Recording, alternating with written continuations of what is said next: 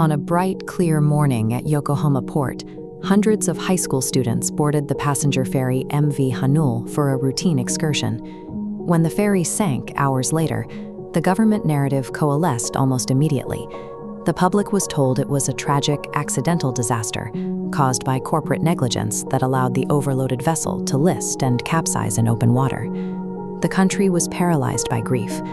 Rows of floral arrangements and framed portraits filled memorial halls as families mourned the hundreds of students trapped inside the hall.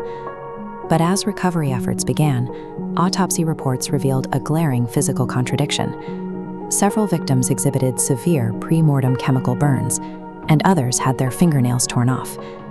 These injuries suggest the passengers were reacting to an active, localized threat inside the ship. The ferry sinking was a contained crime scene. Days after the hull breached, search teams found a waterlogged notebook washed ashore. It belonged to one of the missing students. These recovered pages aren't filled with notes or diary entries. Instead, the student frantically sketched the same industrial steel door over and over. Scrawled across the margins of those sketches is a single obsessive phrase: "They were already dead."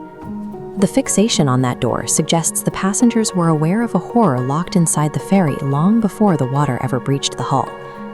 Before the sun rose on the day of departure, workers at the port loaded rows of unmarked cargo containers onto the lower decks. On the ship's official loading manifest, almost every entry clears customs normally, but one specific row lacks a registration number or customs clearance. Whistleblowers have connected this specific manifest anomaly to Project Black Tide, an illegal maritime detention operation dating back to 1998. Investigative journalists cross-reference the coordinates of those unregistered containers with the deck layout. They weren't built to hold commercial goods. They were designed to transport human subjects.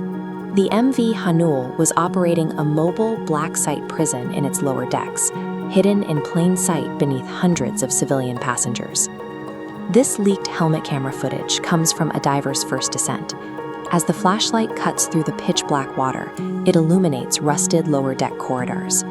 The heavy steel doors leading to those lower decks were welded shut from the outside. The welds show signs of corrosion identical to the rest of the ship, indicating the work was done before the vessel ever left the port. Radar data tracks the official response.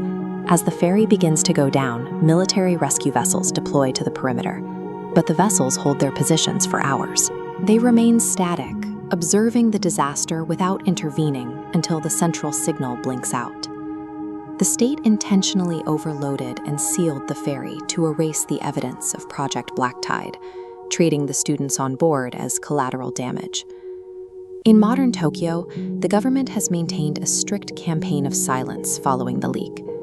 The National Diet dismissed the forensic evidence immediately after a sudden fire destroyed a maritime archive, removing the paper trail of the Hanul's final voyage.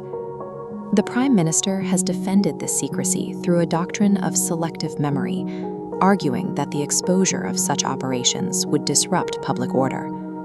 By prioritizing the stability of its own image, the state has effectively traded the lives of its citizens for institutional silence. But while the state mandates silence, the isolated families refuse to accept the official timeline. They gather in vigils, holding space for a truth that was never allowed to surface.